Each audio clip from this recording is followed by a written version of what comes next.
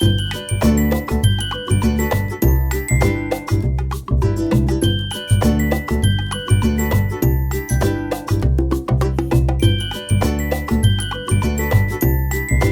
Everyone, जय श्री कृष्णा, राधे राधे।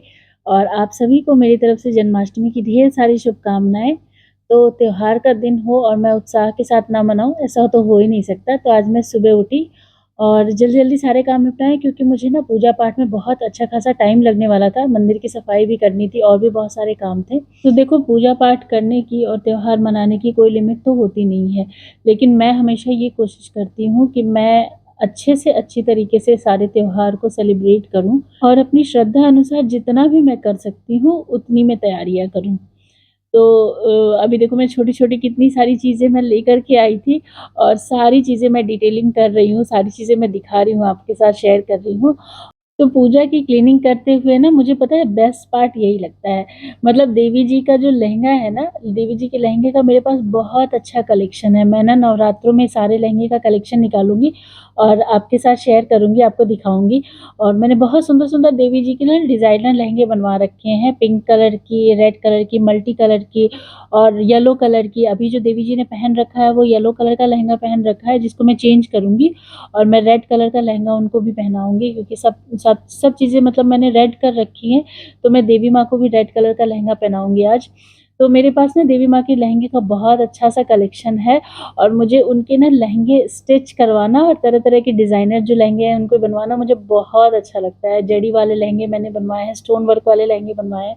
साथ ही साथ में जो ठाकुर जी के वस्त्र लेकर के आई थी ना, वो भी मैचिंग के लेके आई थी। मतलब वस्त्र के साथ मुकुट मैचिंग था। लाइक ग्रीन कलर की अगर वस्त्र थी तो ग्रीन कलर का ही मुकुट था और येलो कलर के साथ येलो कलर का मैचिंग लेकर के आई थी। तो वो सारी चीज़ें मैं आज चेंज करूंगी। और देखो, ठाकुर जी को सुबह तो मैं स्नान करके और सारी चीज़ें मतलब उनका अभिषेक करके और सब कुछ चेंज करके पहनाऊंगी। फिर रात में मैं उनको पीला वस्त्र पहनाऊंगी। जब जन्म का टाइम होता है ना, उस वक्त मैं उनको पीला वस्त्र पहनाऊंगी। और सुबह मैंने ना ग्रीन कलर का जो उनका ड्रेस लेकर के मैं आई हूँ, तो ग्रीन वाला मैं अभी इस वक्त पहनाऊंगी।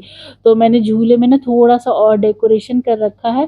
और आज बेटा छुट्टी भी था तो वो भी रिकॉर्डिंग कर रहा था और वो कह रहा था, मम्मा आप कितनी सारी लाइट लगा रही है, ये वाली भी लाइट लगा रही है। मैंने कहा बेटा ये लाइट नहीं है, ये बलून है। तो कह रहा है, मम्मा नहीं आपको नहीं पता, ये बलून नहीं कहते हैं इसको, बलून तो बड़े होते हैं, ये लाइट्स है। हमने कहा चलो ठीक है जो भी है। ये लेकिन बहुत अच्छे लग रहे थे तो मैंने इसको ना झूले पे लगाया। देखो कितना सुंदर लग रहा है, कितना प्यारा सा लगने लगा झूला। तो आज बेटे की स्कूल की छुट्टी थी और उसने भी मुझे पूजा पाठ में बहुत हेल्प करी। मतलब मैं तो बैठ गई थी, लेकिन ये सामान ले आओ वो सामान ले आओ तो वो बेचारा दौड़ दौड़ के लाता रहा। खैर, बच्चे घर पे रहते तो बहुत सारी छोटी छोटी बहुत हेल्प मिल जाती है और मुझे तो मेरा बेटा तो बहुत ही ज़्यादा मेरी हेल्प करता है। तो इस मामले में मैं लकी हूँ और ब्लेस्ड भी हूँ। तो देखो, मैं बिहार से बिलोंग करती हूँ और मेरी शादी ना यूपी में हुई है। तो मुझे दोनों जगह के कस्टम्स और रिचुअल्स सारे बहुत अच्छी तरीके से मालूम हो चुके हैं। तो हमारे यहाँ बिहार में क्या होता था ना, मैं शादी से पहले भी जन्माष्टमी का व्रत करती थी। तो वहाँ पे क्या होता था, हम लोग फलाहार पे रहते थे। मतलब पूरा दिन हम लोग फास्ट रहते थे, तो वो फलाहार होता था। लाइक फल खा लिया, जूस पी लिया या साबूदाने की खीर बना के खा ली, मखाने की खीर बना के खा ली, रामदाने की खीर बना के खा ली। तो इस तरह के खाते थे। इवन हम लोग सेंधा नमक भी नहीं खाते थे। और दूसरे दिन मतलब वो पूरा दिन फलाहार रहता था और दूसरे दिन ना हम लोग सीधा मतलब अन्न लेते थे। उस दिन पूरा दिन नहीं लेते थे। लेकिन इधर यूपी में क्या होता है कि पूरा दिन फलाहार होता है और फलाहार में भी जिन्हें सेंधा नमक खाना है वो सेंधा नमक खाते हैं। आलू आलू भून के खाते हैं। मेरे ससुराल में खाया जाता है सेंधा नमक। कुट्टू के आटे की पूरी और आलू की सब्जी सब लोग बनाते हैं और खाते हैं। तो यहाँ पे भी ये वाला कस्टम है। तो मुझे ना मतलब और फिर इसके बाद क्या होता है यहाँ पे ना, मतलब बहुत तरीके के तरह तरह के पकवान बनते हैं, भोग प्रसाद बनाए जाते हैं। और रात में जब 12 बजे जब ठाकुर जी का जन्म हो जाता है, उसके बाद सब लोग अन्न खा लेते हैं। लाइक ना पूरा जो भी भोग प्रसाद बनता है वो सब कुछ खा लेते हैं। तो एक बार मेरी और मेरी फ्रेंड की बात हो रही थी, तो मैंने अपना बिहार का थोड़ा सा कस्टम बताया और उसने यहाँ यूपी का बता रही थी वो। तो उसने मुझे ये बोला कि ये बताओ कि जब हमारे यहाँ किसी की शादी होती है या जन्म होता है, छठी होती है, तो कोई भूखा तो नहीं रहता ना। मतलब सब लोग 56 भोग खाते हैं, तरह तरह की चीजें बनाते हैं, सेलिब्रेट करते हैं, तरह तरह की चीजें खाते हैं। तो व्रत रहने का ऐसा कुछ नहीं बनता है। आप व्रत तब तक रहिए जब तक जन्म नहीं हुआ है, तब तक आप फलाहार रहिए, उसके बाद आप सारी चीज़ें सेलिब्रेट करके और सब कुछ खा लीजिए। तो देखो, मैं दोनों जगह के कस्टम का और रिचुअल्स का बहुत सम्मान करती हूँ, लेकिन इस सवाल में ना और इस बात में ना मैं थोड़ी-सी उलझ के रह गई। मैंने सोचा कि यार ये भी बात सही है और हमारी तरफ जो होता है वो भी सही है। तो आप मुझे कमेंट सेक्शन में बताना कि आपकी तरफ कैसे होता है और आप लोग जन्माष्टमी का त्योहार कैसे मनाते हैं? मुझे तो दोनों ही कस्टम्स बहुत पसंद हैं, लेकिन आपके यहाँ जन्माष्टमी का त्योहार कैसे मनाते हैं? आप मुझे कमेंट सेक्शन में ज़रूर बताना।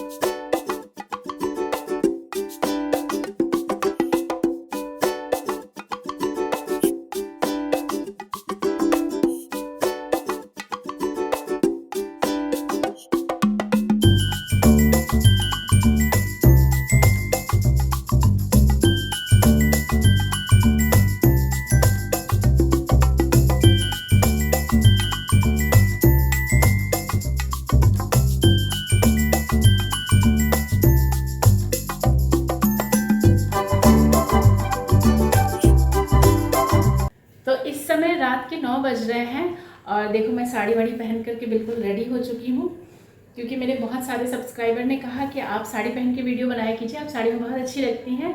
तो थैंक यू सो मच। और देखो, डेली ब्लॉगिंग में तो साड़ी नहीं पॉसिबल है पहनना, लेकिन मैं कोशिश करती हूँ कि मैं ओकेजनली साड़ी पहनूँ। और वैसे भी आज तो स्पेशल ओकेज़न है, आज ठाकुर जी का बर्थडे है, मतलब आज जन्माष्टमी है, तो साड़ी तो पहनना बनता है।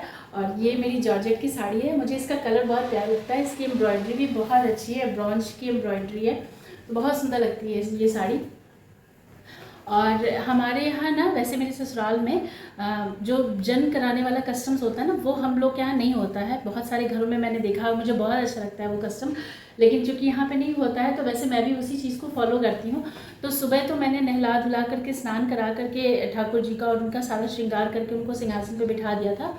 लेकिन इस वक्त मैं फिर से उनका सारा श्रृंगार करूँगी, उनके चेंज करूँगी, वस्त्र जो है उनकी चेंज करूँगी और फिर सारा श्रृंगार करूँगी। और इस वक्त के लिए मैंने मखाने की खीर बनाई है और साथ में माखन मिश्री भोग लगाऊंगी। तो मैंने जो माखन मिश्री बनाई है वो भी घर पे ही बनाई है, और मैं एक छोटी सी क्लिपिंग इसमें ऐड कर दूंगी इस वीडियो में कि मैंने माखन मिश्री कैसे बनाई है। तो इस वक्त मैं माखन मिश्री और मखाने की खीर से ठाकुर जी को भोग लगाऊंगी। और झूला मैंने ऑलरेडी डेकोरेट कर रखा है, तो मैं झूले पे ठाकुर जी को बिठाऊंगी सब तैयार करके, और थोड़ी देर झूला झुलाऊंगी।